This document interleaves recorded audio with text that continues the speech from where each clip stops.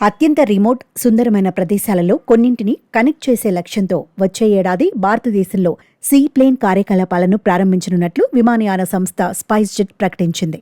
లక్షద్వీప్, హైదరాబాద్, గౌహతి, షిల్లాంగ్తో సహా 20 రూట్లలో సీప్లేన్ సేవలను నిర్వహించే హక్కులతో మౌలిక సదుపాయాలు సిద్ధమవుతున్నందున కీలక మార్గాల్లో కనెక్టివిటీని విస్తరించడానికి సన్నాహాలు చేస్తున్నట్లు ఎయిర్లైన్స్ తెలిపింది. ముఖ్యమంత్రి చంద్రబాబు నాయుడు, కేంద్ర మంత్రి కె. రామ్మోహన్ నాయుడుల సహకారంతో సీప్లేన్ కార్యకలాపాలకు మరోసారి జీవం పోసేందుకు గట్టి చర్యలు తీసుకుంటున్నామని spice jet chairman, managing director Ajay Singh తెలిపారు. విజయవాడలోని ప్రకాశం బ్యారేజీ నుంచి శ్రీశైలం డ్యాం వరకు సీప్లేన్ విమానాన్ని కూడా కంపెనీ ప్రదర్శించింది.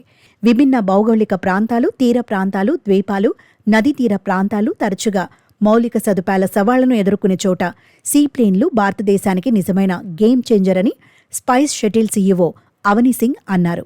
డి హౌవీల్యాండ్, కెనడా సీప్లేన్కు కీలకమైన ఇంజనీరింగ్, టెక్నికల్, లాజిస్టికల్ సపోర్ట్ను అందించడం ద్వారా పలు ప్రదేశాలలో సీప్లేన్ ట్రయల్స్లో భాగస్వామిగా ఉన్నట్లు ఎయిర్లైన్ తెలిపింది.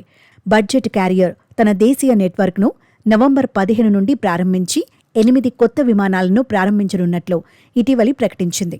ఈ కొత్త మార్గాలు జైపూర్ని వారణాసి, అమృత్సర్, అహ్మదాబాద్లతో కలుపుతాయి. అదే సమయంలో అహ్మదాబాద్ను పూణేతో కలుపుతాయి.